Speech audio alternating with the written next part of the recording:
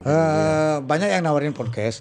Bahkan saya ada kader yang membuat podcast. Oh, podcast ya? Ada sekian orang, ada 3 atau berapa buat podcast. Bahkan saya biayai lagi untuk beli sarananya gitu. Nah, tapi gini Pak, Ya. Tiang sempat turun ke lapangan waktu Niki kan. Ya. Tiang wawancara lah petani-petani Arab. Kok mengeluh semua Pak? Apa ini gara-gara pergubnya Pak Koster sekarang malah marak arak gula pasir gitu Pak. Jadi Survei Prabowo Gibran 66%, Ganjar cuma 22% di Instagram. Di Pak. Instagram. Nah, gimana kalau menurut Bapak?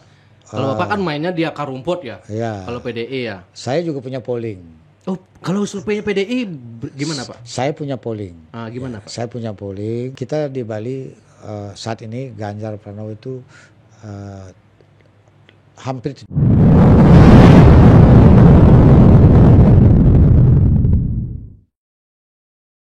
minum dulu. Waduh. Ternyata Pak Koster seasik ini ternyata ya. Tiang kira Pak Koster jangan bahas gini gitu. Oh, enggak. Enak malah kalau gini. Iya. Iya. Yang lebih suka kalau gini Pak, karena kan kebanyakan pejabat itu nggak berani datang ke sini itu setelah karena dulu pernah Pak Tiang menghubungi staf Bapak setelah Tiang kasih daftar pertanyaan akhirnya nggak jadi podcast, mungkin karena sibuk mungkin ya. Banyak yang nawarin podcast. Bahkan saya ada kader yang membuat podcast. Oh, podcast ya? Iya. Oh iya. Supaya saya ngomong, tapi sampai selesai jadi gubernur saya nggak pernah bisa datang. Saya sibuk sekali. Iya. Ada sekian orang, ada 3 atau berapa buat podcast. Bahkan saya biayai lagi untuk beli sarananya gitu. Tujuannya supaya suatu saat saya ada. Nggak bisa saya. Nggak bisa karena penuh sekali itu. Jadi belum waktunya. Ya, kalau sekarang udah mulai bisa diatur. Tapi sampai Februari agak susah karena saya mulai konsentrasi untuk pilpres, pemilu legislatif kan gitu. Itu. Berarti di Bali optimis lah, Ganjar Pranowo pasti gol menang di Bali Pak. Karena menurut Pak Degajah juga dia optimis juga yang Prabowo Gibran. Oh, semua harus optimis, masa pesimis. Iya, betul. Semua harus optimis. Masa nyerah malu kan? Betul. Dia sempat bikin survei Pak di Instagram. Karena di Instagram kan ada pollingnya juga. Itu survei Prabowo Gibran 66%, Ganjar cuma 22% di Instagram. Nah, gimana kalau menurut Bapak? Kalau Bapak kan mainnya di akar rumput ya. Kalau PDI ya. Saya juga punya polling. Oh, kalau surveinya PDI gimana Pak? Saya punya polling. Gimana Pak? Saya punya polling. Kalau polling menggunakan alat komunikasi itu, yang boleh nginput cuma sekali. Oke. Kita di Bali saat ini Ganjar Pranowo itu hampir 75%. Hampir 75%. 75%. Polling dari PDI ya. Iya, dari PDI. Dan survei lain lagi. Oh gitu. Saya udah punya survei bulan Juni yang lalu. Survei itu maksudnya survei menurut survei lembaga ilmiah. Seluruh Bali. Ya. Gimana itu? Sampai ke desa. Ya, hasilnya juga bagus lah. Kalau angkanya jangan disebut. Ya, Oke. Tapi kan supaya suara Bali katanya 1% tidak berpengaruh untuk kewenangan di pusat lah Pak ya gitu ya. Bukan. Bukan nggak pengaruh. Namanya pemilihan. Jangankan pemilih Bali kan 3,2 juta. Ya. 2019 tingkat partisipasi pemilih itu 85%. Jadi kira-kira itu 2.600.000 yang hadir. Ya, 2.600.000 cukup besar. 2.600.000 waktu itu Pak Jokowi 91%, hampir 92, 91,68. Itu 2.500.000. 2.500.000. Ya. 2.300.000. Nah, 2.300.000 itu besar. Iya. Jangankan 2 juta. Itu misalnya 100 saja besar. Oh, buktinya dulu Mangku Pasiko menang 900 suara kan? 969. Iya. Iya. Kalau di pusat angka 1000 itu pengaruh nggak? Besar. Oh. Apalagi jutaan. Iya. Berarti bukan tidak pengaruh suara di Bali. Pengaruh. Oke. Apalagi dengan persentase tinggi. Iya. Itu sangat berpengaruh. Bahkan Bali dengan jumlah sekian itu bisa ikut menentukan kemenangan. Iya. Dengan jumlah yang ada. Kan karena gitu. mau nggak mau dihitung kan. Bali gimana nih gitu. Iya. Kalau bisa 90% kan bagus itu. Ya. 300.000 berarti kan lumayan besar jumlahnya itu. Ya. Bisa mengimbangi kekalahan di provinsi lain. Gitu. Ya. Ini Pak. Lagi satu aja Pak ya. Biar nggak nanggung. Ini masih ada jejak digitalnya di YouTube itu waktu kasus Hamalang tuh Pak sempat disebut kan dulu imposter gitu. Ya. Nah gimana itu tanggapan Pak? Kalau disebut iya. Tapi kan tidak terbukti ya di ini ya. Enggak, saya hanya dipanggil sebagai saksi biasa aja. Dulu nggih. Iya, waktu itu yang tersangka Andi Malarangeng, Anas Urbaningrum. Itu saya kan di Komisi 10 Badan Anggaran. Jadi sebagai saksi hanya ditanya soal kebijakan. Udah, nggak ada lagi. Nggak ada yang lain. Nggak ada. Kok udah lama. Udah lama nih Kang. Itu. Pak dapat ide pertama awal mula nih Pak dapat ide menyuarakan atau membuat kebijakan ARA ini gimana sih ceritanya Pak? Jadi, siapa yang ngasih tahu nih Kang? Itu begini, sebelum saya maju gubernur, masih jauh di awal, kira-kira itu tahun 2014, 2015 adalah sekelompok orang yang saya tidak kenal dari Karangasem datang ke temu saya di kantor DPD PD Perjuangan Provinsi Bali, itu menyampaikan tiba-tiba nih tanpa rencana gitu datang. Saya terima, tahu-tahu ngomongnya ya singkat kata dia mendoakan saya agar menjadi gubernur Bali. Ya. Terus yang kedua permohonannya adalah nanti kalau Bapak menjadi gubernur tolong perjuangkan aspirasi kami. Saya tanya apa itu? Kami kan punya arak Pak, kami produksi arak di Karangasem dan kami itu dilarang berproduksi sampai di uber oleh polisi pada saat itu. Saya bilang langsung iya, saya bilang gitu. Saya akan perjuangkan nanti langsung karena saya menjadi gubernur. Dan begitu saya menjadi gubernur ya saya langsung memanggil Ketua DPC PD Perjuangan Pak Gede Dane Karangasem untuk mengajak kembali mereka yang dulu audiensi sama saya itu dan saya diskusi lebih dalam intens sama dia apa sebenarnya yang menjadi masalah. Nah, di antara itu ada yang menyampaikan bahwa arak, tuak dan brem masuk dalam kategori minuman beralkohol yang masuk daftar negatif investasi, sehingga tidak bisa tidak bisa diperdagangkan. Ya.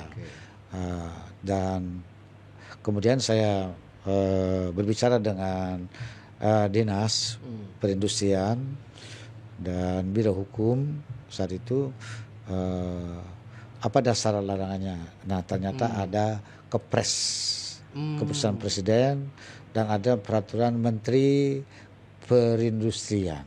Nah itu kan yang masih menghalangi sekarang Pak. Kepresnya itu kalau nggak salah tahun 194. Ya. Kemudian ada tindak lanjutnya peraturan menteri perindustrian kalau nggak salah itu tahun 2012. Jadi tidak boleh diperdagangkan, digunakan, sehingga aparat penegak hukum polisi dalam ini itu melarang orang jual beli arak. Nah, karena itu saya langsung mengajukan surat kepada presiden untuk merevisi kepresnya ini. Kepres. Ya. Saya minta supaya direvisi kepres. Mengapa saya minta revisi? Karena arak itu bagian dari kehidupan masyarakat Bali. Yang sumbernya dari pohon ental, kemudian kelapa dan jake. Itu yang utama sekali. Nah, pohon ini yang hidup di alamnya dia, sehingga sejak itu ada di alamnya, dia dijadikan sebagai sumber penghidupan. Nah, karena dia sudah menjadi sumber penghidupan, maka itu harus diberdayakan secara baik. Nah, karena ada aturan yang melarang, maka saya mengajukan perubahan kepres supaya ini tidak dimasukkan dalam daftar negatif investasi. Singkat cerita, surat ini direspon. Datanglah dari tim Kementerian Pertanian dan Perindustrian waktu itu merespon, menyampaikan bahwa surat Pak Gubernur itu dibahas di kantor Menko Perekonomian. Jadi sampai pada saat itu ada ide, ada sekian provinsi yang punya minuman beralkohol selain Bali, yaitu Bali, NTT, Sumatera Utara, Sulawesi Utara, dan Papua. Nah, dengan surat saya ini itu ada respon untuk merubah kepresnya ini menjadi perpres yang baru. Nah, disampaikan yang datang itu adalah Dirjen Industri Agro dari Kementerian Perindustrian kalau tidak salah. Nah, datang ke saya, Pak, kalau menunggu perubahan kepres karena pembahasannya lintas kementerian itu lama. Jadi sambil menunggu itu saya kasih Bapak jalan keluar. Jalan keluar, Bapak buatkan aturan lokal untuk bisa menggunakan produk lokal ini, minuman lokal khas Bali ini. Nah, gitu. Bisa dengan peraturan daerah, bisa dengan peraturan gubernur. Nah, gitu. Nah, tapi ini bersifat tata kelola, jadi penggunanya tidak bisa bebas. Perdagangannya itu titik per titik itu terkontrol. Nah, karena itulah saya menugaskan tim untuk menyusun peraturan Gubernur Bali. Yang menyusun itu juga tim dari hukum, tim dari Polda. Yang biasa nangkep arak itu, di mana titik lemahnya itu supaya bisa diatur dalam regulasi, sehingga ketika ini berlaku tidak lagi menjadi objek dari kepolisian untuk melakukan pelarangan. Kemudian Pergub ini selesai, saya koreksi, bahas kira-kira 2 kali, bagus, dan kemudian saya ajukan kepada Pak Menteri Dalam Negeri. Diajukan ke Menteri Dalam Negeri. Agak lama nggak ada respon. Terus kebetulan dirijennya saya kenal, Dirjen Otonomi Daerah, saya kenal beliau. Jadi kok lama ini pergubnya nggak direspon gitu. Nah, kemudian ditanya ke Direktur Produk Hukum Daerahnya, mengatakan nggak bisa disetujui. Saya tanya, kenapa nggak bisa disetujui? Karena ada kepres dan ada peraturan Menteri Perindustrian yang masuk dalam daftar negatif investasi terkait minuman alkohol ini. Saya bilang kepada Pak Direktur waktu itu dan Pak Dirjen, kalau Bapak hanya berpegang pada regulasi itu, maka selamanya produk lokal ini tidak akan bisa diberdayakan untuk kehidupan masyarakat Bali khususnya, dan menumbuhkan ekonomi kerakyatan. Bapak harus berpikir dari sisi kebijakan, dalam pengertian yang kita gunakan untuk memproteksi dan mendorong ekonomi kerakyatan kita yang ada di alam kita itu. Nah, masyarakat di Bali itu di daerah-daerahnya itu ada yang alamnya itu ada tumbuh kelapa, ental, jake, dan yang lain. Prinsip saya adalah masyarakat itu harus hidup didekatkan dengan apa yang ada di alamnya dia. Kalau dia ada bisa tumbuh di situ padi, makanlah dia beras. Kalau dia bisa hidup dengan di situ tumbuh jagung di alamnya dia, makanlah jagung. Kalau dia hidupnya di situ tumbuhnya adalah singkong, ketela, sele, makanlah itu. Kalau di situ ada tumbuh kopi, minumlah kopi. Kalau di situ tumbuhnya pohonan yang menghasilkan tuak, minumlah tuak, dan tuak bisa diolah menjadi arak. Nah, ini sumber penghidupan yang ada di alamnya dia. Saya bilang ke Pak Dirjen dan Pak Direktur, kalau Bapak larang ini, maka itu berarti Bapak menjauhkan kehidupan masyarakat dari sumber perekonomian yang ada di alamnya dia. Berarti dia akan bergantung dari luar daerahnya dia. Di situ tidak tumbuh beras, padi, Bapak suruh makan dia beras, maka dia akan menjadi tergantung, merubah pola hidup makan, makin menjauh dia di alamnya, dan dia akan bergantung dengan sumber dari luar, dan itu adalah ancaman ke depan. Tidak bisa orang dibuat ketergantungan dari sumber penghidupannya. Dia harus bisa survive dari apa yang ada di alamnya dia, supaya itu yang dikerjakan sebagai sumber penghidupannya dan sumber perekonomiannya. Jadi kalau Bapak larang sumber penghidupan dari alamnya dia, berarti Bapak memutus sumber penghidupannya dia. Berarti Bapak menyuruh dia mencari penghidupan dari luar, dan itu berbahaya. Karena itu kalau Bapak melakukan kebijakan ini, Bapak harus mengganti sumber penghidupannya supaya dia tidak menimbulkan beban biaya yang memberatkan kehidupannya. Nah, Bapak larang tuak, larang arak, tapi Bali sebagai destinasi wisata itu impor miras ke Indonesia 80% itu di Bali. 80% itu Bali.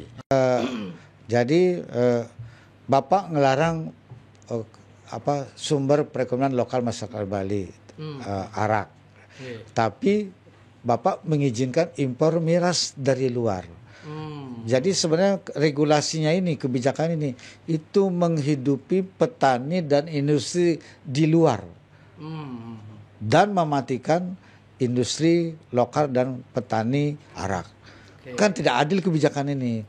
Masa yang diproduksi oleh rakyat sendiri kita tekan, kita larang, yang dibikin dari luar kita berikan kebebasan pasar di sini. Kan itu tidak adil. Jadi Bapak harus berani merubah kebijakan regulasinya ini, berikan kepada saya untuk menjalankan kebijakannya untuk memproduksi ekonomi lokal kerakyatan Bali supaya bisa hidup dia. Dikasih setelah itu, ya. Karena saya mengatakan tidak adil Bapak, orang punya penghasilan di sini Bapak larang, tapi Bapak mengimpor produk dari luar. Siapa yang diuntungkan? Siapa yang dapat manfaat? Kan petani luar, industri luar, pelaku usaha luar.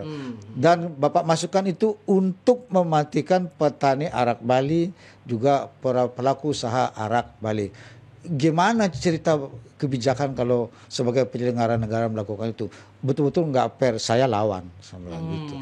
Akhirnya dikasih, besoknya disetujui pergubnya. Ya, besoknya langsung disetujui peraturan gubernurnya. Nah, artinya tapi tidak bebas, dibuat dengan tata kelola. Nah, saking bahagianya sudah disetujui, maka nomor pergubnya juga istimewa. Peraturan Gubernur Bali nomor 1 tahun 2020 diberlakukan bulan Februari. Februari. Ya, itu ceritanya. Sehingga dengan pergub ini sekarang 2020 mulai ini berkembang pengolahan dari tuak menjadi arak, gitu. Kemudian dari arak menjadi olahan seperti ini sekarang, yang ini nih, yang produk-produk ini. Ini arak. Terus ini campuran, mixologi. Campuran. Ada rempah, ada campuran kopi arak. Ya, yang saya lakukan kopi arak itu kebiasaan itu dijadikan produk sekarang. Jadikan produk. Jadi produknya kopi arak. Nah, ini produk Bapak sendiri? Atau gimana? Bukan. pelaku usaha punya. Oh, pelaku usaha punya. UMKM. Ini contoh saja. IKM ini ya. Hasil dari Pergub itu. Pergub itu. Dan semuanya udah resmi, udah uji badan POM, kemudian dapat pita cukai. Ini udah ada pita cukainya semua. Betul. Ya, jadi udah resmi dari bea cukai dan dari badan POM. Kalau orang biar aman itu jualan arak kan harus berizin ini Pak. Ya. Ini yang syaratnya yang berat ya. ini. Di Bali tidak bisa jual beli bebas. Ada dewan arak dan ada koperasi. Berarti harus lewat sana. Iya, harus lewat sana. Karena ini kan peredaran yang diatur, bukan jual bebas itu. Nah, sekarang berkembangnya cepat.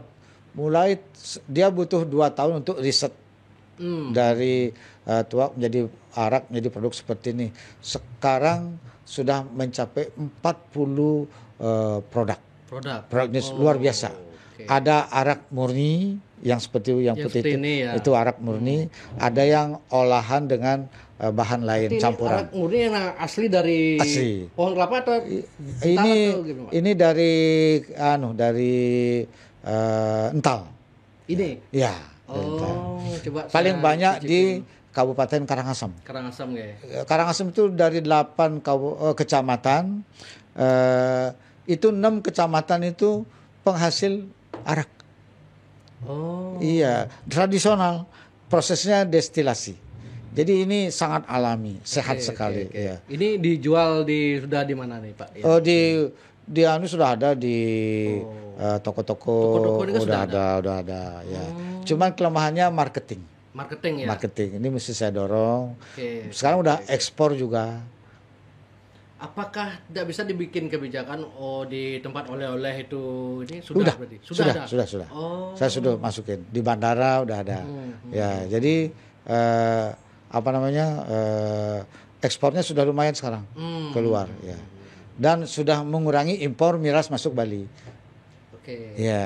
Kan sudah artinya hotel itu saya dorong untuk menggunakan produk lokal ini untuk koktail, untuk minuman di hotel itu supaya menggunakan bahan dari arak.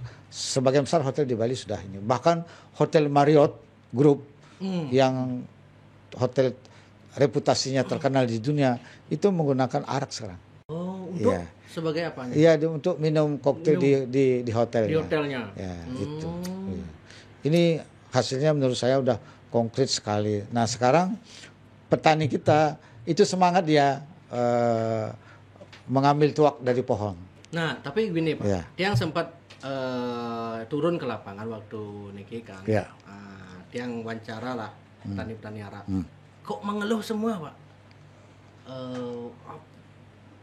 Apa ini gara-gara pergubnya Pak Koster sekarang malah marak arak gula pasir gitu Pak. Jadi orang itu yang dulunya petani yang dapat jualan karena dia ngambil arak dari tua. Sekarang rame-rame orang masyarakat di sana itu bikin arak dari gula pasir. Saking banyaknya permintaan. Biar cepat gitu. Nah, gimana caranya mengatasi itu Pak? Itu ekses negatif dari kebutuhan, meningkatnya kebutuhan arak. Ada yang nakal. Nah, gimana cara Pak? Arak yang ini kan diproses secara destilasi. Yang bahannya itu dari alam. Ental, kelapa dan jake. Nah, karena permintaan tinggi, ada yang nakal berbisnis dengan membuat arak yang dari gula. Itu fermentasi. Kalau ini bukan arak gula kan? Bukan. Ya? Ini alami sekali. Cara membedakan Pak tahu? Beda rasa. Dia kalau ini makin lama dia makin bagus. Seperti wine. Bahkan kalau yang produk seperti ini dia 1 tahun ditahan baru dikeluarkan. Dia makin lama makin bagus kayak wine Eropa. Kalau yang arak gula 2 minggu udah rusak dan itu ada campuran kimia. Makanya saya meminta kepada Pol PP tindak tegas, datangin ke rumahnya itu agar dihentikan produksi ini. Inilah yang rusak pasaran. Sudah ditindak tegas. Sudah. Tapi diambil sekarang peralatannya ada lagi gitu. Maka ini harus terus dilakukan. Saya akan berbicara dengan desa adat supaya mengeluarkan awig-awig, tidak boleh membuat produk yang tidak sesuai dengan proses tradisional destilasi ini. Karena sekarang sudah ada ininya, indikasi geografisnya. Jadi pengetahuan tradisionalnya itu sudah mendapat sertifikat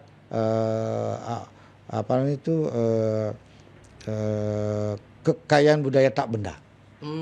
Sudah bagus ini. Jadi proses destilasinya harus dijaga. Tapi namanya orang nakal ada saja. Cuma sekarang sudah jauh berkurang. Itulah yang sebenarnya membuat arak itu rusak harganya. Karena dia menjual itu arak murah. Ngobrol sama temannya Pak Derke. Ya. Oh, itu marah sekali. Pasti marah. Kesel sekali Pak Erwin gitu. Pak Dirke itu yang bagus orangnya sebenarnya. Katanya beliau yang ngasih tips Bapak gini itu. Iya. Arak gula itu. Iya. Arak apa nama? Kopi arak. Saya itu Pak Erwin yang ngasih. Iya. Beliau yang bawain saya arak. Oh iya. Iya, arak yang masih dari dapurnya itu. Dia juga ngasih tahu bahwa zaman dulu tetua kita itu minum kopi arak. Bahkan saya setiap bulan nyari arak ke sana satu jerigen sama Pak Derke. Iya, itu produknya dia bagus. Bagus, enak. Bagus. Alami dia, ya. Ini termasuk ini beli-beli. Iya. Jadi sekarang udah berkembang. Dan saya akan dorong berikutnya adalah dengan peraturan Gubernur nomor 99 tahun 2018 tentang penggunaan produk lokal. Jadi ini hotel, pasar modern, restoran supaya dia memperdagangkan ini, menggunakan ini gitu untuk kesejahteraan petani kita, membangun ekonomi kerakyatan di Bali. Bentuknya UMKM. Saya tidak mengizinkan industri besar masuk untuk memproduksi ini. Harus orang lokal, UMKM, harus orang lokal Bali. UMKM. Siap. Jadi kita bersyukur nih udah punya produk yang bisa bersaing dengan minuman luar. Whisky, soju, sake. Dan saya dorong ini menjadi minuman spirit ke-7 dunia. Spirit ke-7 dunia? Iya. Kenapa spirit ke-7 dunia gitu? Karena di dunia ada spirit dari minuman yang mengandung kadar alkohol yang prosesnya melalui destilasi dengan kadar alkohol 30-40%. Dan arak itu bisa jauh lebih bagus sebenarnya. Saya udah tanya setiap duta besar yang saya jamu di Jaya Sabe dengan arak, semua mengatakan bagus. Hotel Marriott itu dia menguji sendiri arak. Laboratoriumnya menguji sendiri karena hotel bereputasi internasional, dia tidak mau masuk produk yang nggak bagus. Diuji sama labnya dari grup Marriott.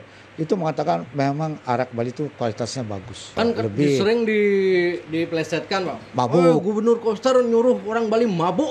Gitu. Kalau minumnya benar, setengah sloki, 1 sloki, itu sehat.